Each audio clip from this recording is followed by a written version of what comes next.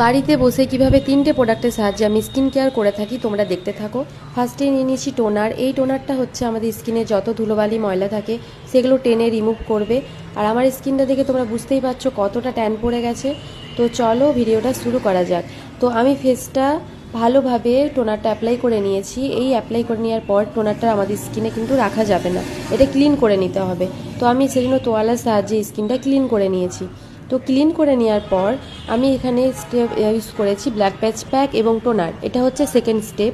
তো এখানে আমি ব্ল্যাক প্যাচ প্যাক আর টোনারটা মিক্সড করে আমি একটা পেস্ট বানিয়ে নিয়েছিলাম। তো এটা আমি লাগিয়ে পুরো ফেসে, যেখানে তোমাদের ব্ল্যাক প্যাচ থাকবে পুরো ফেসে লাগিয়ে নেবে। আমি 10 মিনিট রাখার পর ফেসটা ওয়াশ করে নিয়েছি। তোমরা চাইলে এটা 20 মিনিটও রাখতে পারো, আমি 10 মিনিট রেখেছি। তো এটা ভালোভাবে ক্লিন করে নেওয়ার পর আমাদের থার্ড স্টেপ হচ্ছে নর্মতা ময়েশ্চারাইজার। এই নর্মতা ময়েশ্চারাইজার আমাদের কী কাজ করে, এটা হচ্ছে আমাদের স্কিনকে হাইড্রেট রাখে এবং এটা হচ্ছে নন স্টিকি, কারণ এটা হচ্ছে তোমরা সামার উইন্টার দুটোতেই কাজ করতে পারবে। আর এটা ড্রাই স্কিনের জন্য, ঠিক আছে। আর আমার ভিডিও তোমাদের যদি ভালো লাগে তাহলে অবশ্যই আমাকে লাইক করবে এবং কমেন্ট করবে।